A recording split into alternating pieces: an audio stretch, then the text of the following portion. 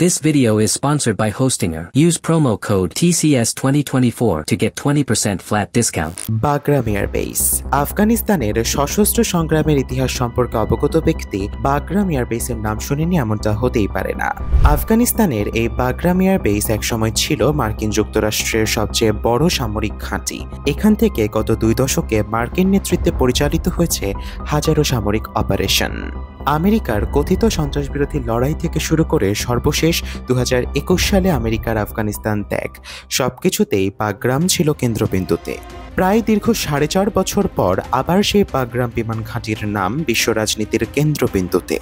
গত 20 সেপ্টেম্বর মার্কিন president Donald Trump এক টুইট বার্তায় সরাসরি হুঁশিয়ারি দিয়ে বলেছেন, যদি তালেবান বাগরাম ফেরত না দেয় তবে খারাপ কিছুই ঘটবে। প্রশ্ন হলো, হঠাৎ কেন হারানো বাগরাম বিমান ঘাঁটি ফিরে পেতে মরিয়া হলো আমেরিকা?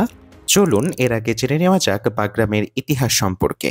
আফগানিস্তানের রাজধানী কাবুলের মাত্র 46 কিলোমিটার উত্তরে পারওয়ান প্রদেশে অবস্থিত বাগরাম এয়ার বেস, যা প্রথম নির্মিত হয়েছিল 1950-এর দশকে তৎকালীন সোভিয়েত সহায়তায়। পরবর্তীতে 2001 সালে যুক্তরাষ্ট্র এটিকে রূপ দেয় এক বিশাল সামরিক কমপ্লেক্সে। এখানে ছিল 2টি রানওয়ে, আধুনিক কন্ট্রোল টাওয়ার, হাসপাতাল, গোয়েন্দা নজরদারি কেন্দ্র, এমনকি বিনোদনের ব্যবস্থাও। যার নির্মাণ ও রক্ষণাবেক্ষণে গত 2 দশকে মার্কিন যুক্তরাষ্ট্র ব্যয় করেছে $83 বিলিয়ন। একে বলা হতো একটি শহরের ভেতর আরেকটি শহর। তবে বাগরামের ইতিহাস শুধু যুদ্ধ নয়, বিতর্কেও ভরা। একাধিক প্রতিবেদনে উল্লেখ আছে বিমান ঘাঁটিটি CIA এর একটি গোপন ডিটেনশন সেন্টার হিসেবে ব্যবহার করা হতো, যেখানে আফগান যুদ্ধে বন্দীদের আটকে রেখে চলত অমানবিক নির্যাতন।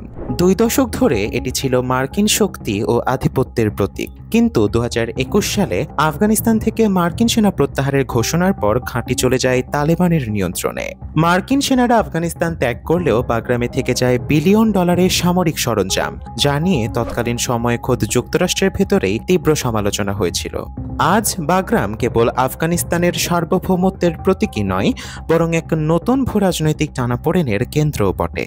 মূলত এশিয়ায় নিজেদের আধিপত্য বিস্তারে আমেরিকার জন্য বাগরাম অত্যন্ত গুরুত্বপূর্ণ একটি স্থাপনা। এশিয়ায় আমেরিকার শক্তিশালী 2 প্রতিদ্বন্দ্বী হল ইরান ও চীন। ওরিয়ন পলিসি ইনস্টিটিউট এর মতো বিভিন্ন গবেষণা প্রতিষ্ঠানের রিপোর্ট অনুযায়ী চীন নজিরবিহীনভাবে পারমাণবিক সম্প্রসারণ কার্যক্রম শুরু করেছে। এর অংশ হিসেবে চীন জিনজিয়াং এবং অন্যান্য অঞ্চলেও শুরু করেছে শত শত ক্ষেপণাস্ত্র সাইলো নির্মাণ। অন্যদিকে বাগরাম এয়ারবেস থেকে আফগান চীন সীমান্তের সবচেয়ে নিকটতম দূরত্ব মাত্র 526 কিলোমিটার। ফলে বেইজিং এর ওপর পর্যবেক্ষণ ও নজরদারি চালানোর জন্য এই ঘাঁটির বেশ গুরুত্ব রয়েছে। মার্কিন জাতীয় নিরাপত্তা উপদেষ্টা মাইক ওয়ালটস এর মতে, এই ঘাঁটির মাধ্যমে মার্কিন যুক্তরাষ্ট্র মধ্য এশিয়ায় চীনের সক্ষমতা পরীক্ষা করতে পারবে। এমনকি সম্ভাব্য চীন তাইওয়ান দ্বন্দ্বে বাগরাম এয়ারবেস মার্কিন যুক্তরাষ্ট্রকে দ্বিতীয় ফ্রন্ট খুলতেও সহায়তা প্রদান করবে।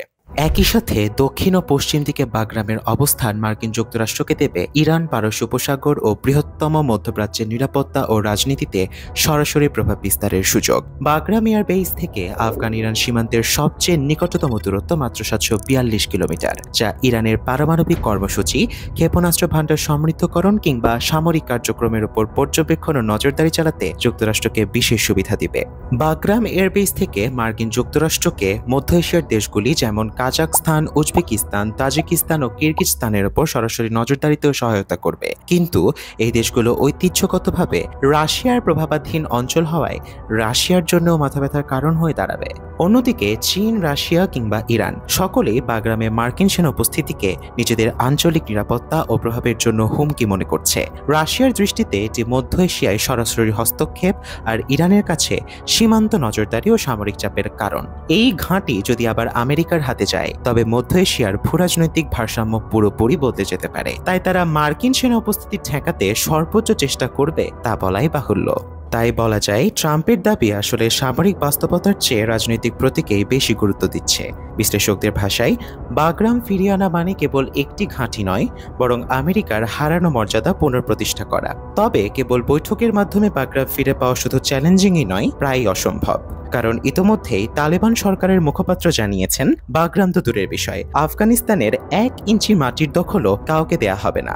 পরিশেষে বলা যায় বাগরাম ট্রাম্পের কাছে রাজনৈতিক হাতিয়ার হলেও বাস্তবে এটির নিয়ন্ত্রণ ফিরে পাওয়া কার্যত অসম্ভব। তবুও বাগরাম এয়ারবেস ভবিষ্যতের ভূরাজনীতিতে দক্ষিণ ও মধ্য এশিয়ার শক্তির ভারসাম্য নির্ধারণে এক অনিবার্য মঞ্চ হয়ে থাকবে চিরকাল।